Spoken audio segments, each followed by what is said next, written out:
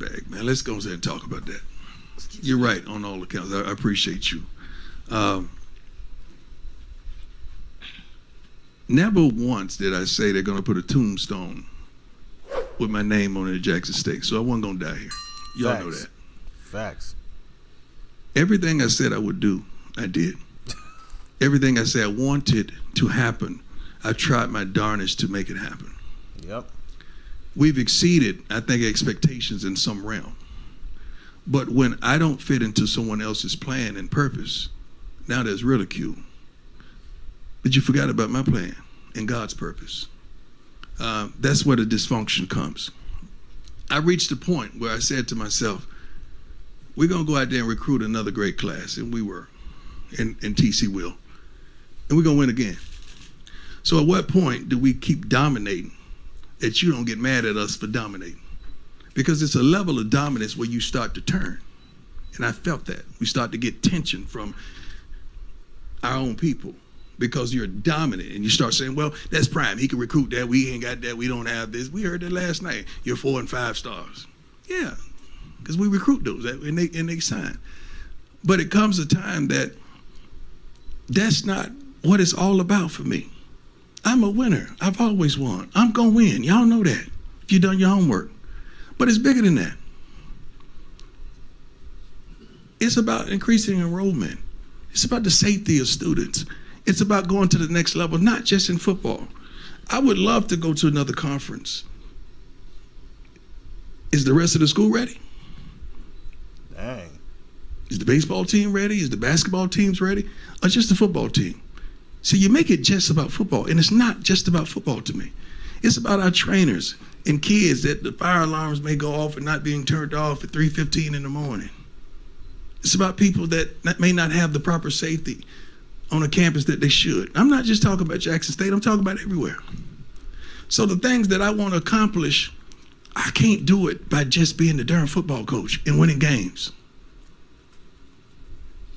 I can't do it. And I reached a point where I had a real... Yo. Shout out to him. Dr. Umar Johnson, I need you to watch this video. And watch it for real without getting into your blackness and trying to disrespect the man. What is he talking about? He's talking about changing the culture. You see what I'm saying? Think about it. A lot of people don't know this. I was talking to somebody about it. They were unaware. All they thinking about, oh man, he just left for the money. Now let's really talk about it. Man's car got broken into. His son's car got broken into. After a game that they won, he comes back from there, goes into the press conference, heated, not happy that they won, literally said it verbatim.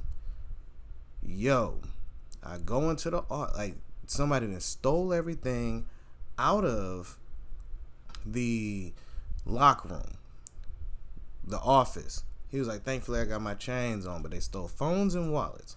I can't even call my lady because my phone is stolen. If you don't know about Jackson State, there are people that have been to Mississippi that can talk about Jackson State and say verbatim that it is in the hood. So this man is talking about changing the culture, not just, oh, I'm going to make people come for, games and stuff like that. But if you really break it down, shout out to Pink Book Lesson, shout out to O'Shea Duke Jackson, Celebrity Junk, shout out to anybody that's been talking about it. They are really breaking it down. They're really exposing, he was supposed to get percentages from the ticket sales if it was above 20,000. The stadium holds 50,000. But for some reason, he wasn't seeing any of the percentages. Now, some people say he was getting 600,000 based on his contract. Other people say 300,000. Either way, he was cutting 50% of it to give it back to the school to improve the school, i.e. the football field, the locker rooms, giving the kids clothes, up-to-date gear for when they go out and play football, making sure they had clothes to wear when they arrive at the games. Man, he was updating everything. You see what I'm saying? And they were still literally robbing them on one level or another. But let's get back to it. Conversation with the Lord. Now, it's funny how you believe the Lord when he said to come here, but you don't believe me when I tell you the Lord may tell me to do otherwise. It's like my God is talking to you about me. I don't think he works like that. But it's so much more that I can't do because that's not my occupation. I'm a football coach and a darn good one.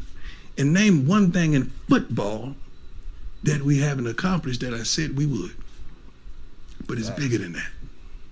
And until we address these underlying issues that nobody wants to talk about, ain't nothing gonna change. Facts. Football, yes. But what else is gonna change?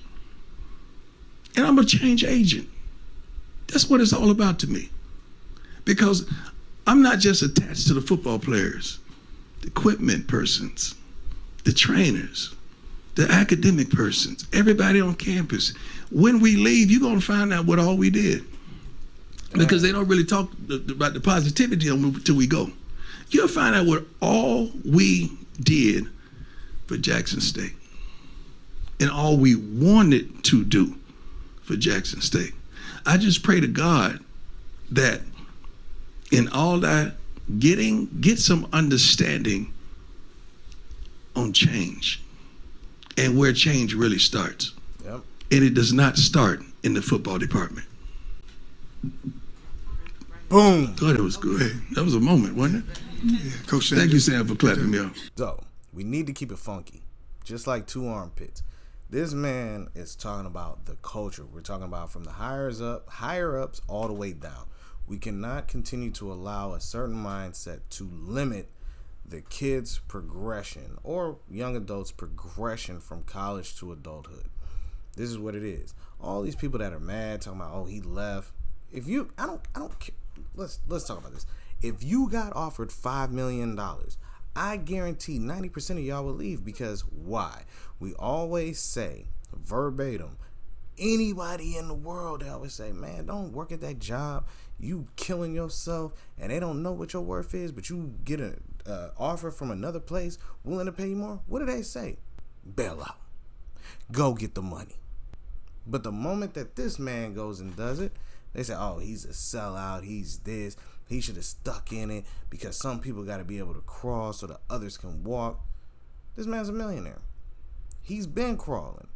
Got to standing up. Why would he go back to crawling? And why is it that everybody that's of black culture has to crawl? When they've already been standing. You put me on, all right, I'm going to rock with you. Yeah, I'll take the pay cut. A lot of people don't. Let me ask you this. If you had to take a 50% pay cut to build up a black company, would you really do it? Now, I want you to understand. When I ask you that question, you got to look in your heart and be real about that. Because I know most of these people will say, man, I'd do anything for the black. No, you won't. Stop lying. You ain't doing that. You're not taking a 50% pay cut, especially if it's, yeah, it could be $300,000 and you take $150,000. That's more than most people will ever see in a year. But when you getting screwed over in the process of that, man, you cannot tell me that you will sit and rock and ride with that for multiple years. This man went through it for 3 years. Gave these people a culture of adjustment and advancement that they had not seen. I seen some posts, might not be real, who knows, but they said it got a 10-year ESPN deal. First of all, let's be honest. Ain't nobody was even checking for HBCU football until he got into it and started building it up.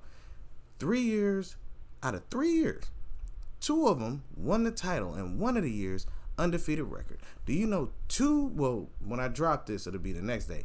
But on the 18th, the team lost.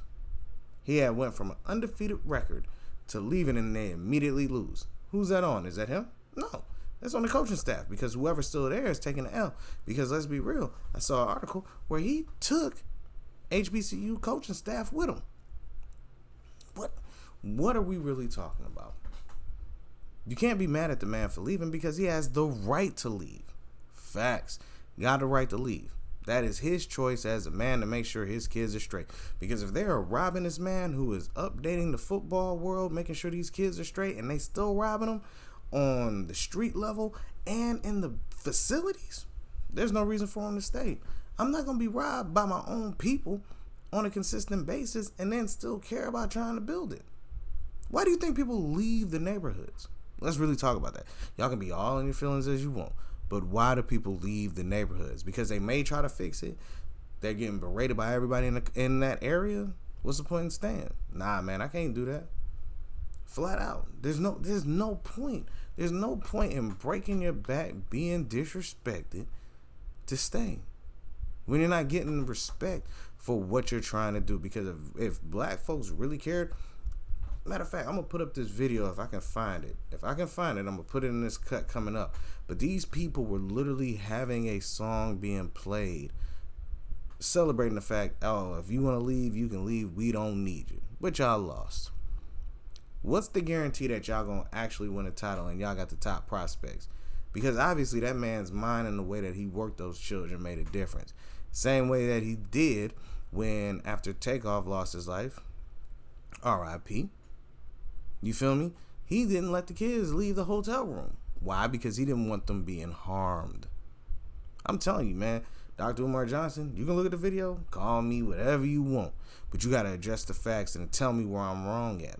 I'm sorry, I'm taking shots. And it's not even bad shots, it's intellectual shots. Because I want you to really prove where I'm wrong.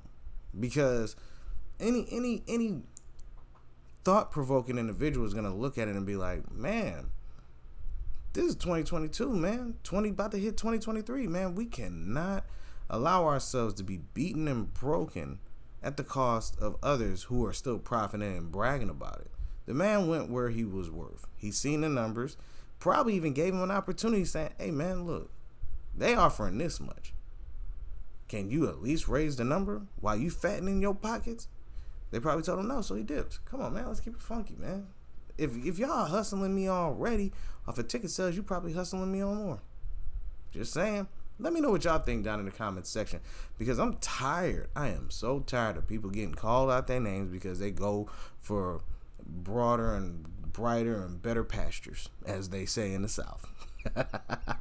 Shout out to Mississippi. But be on the lookout for more videos. All right, everybody? Peace.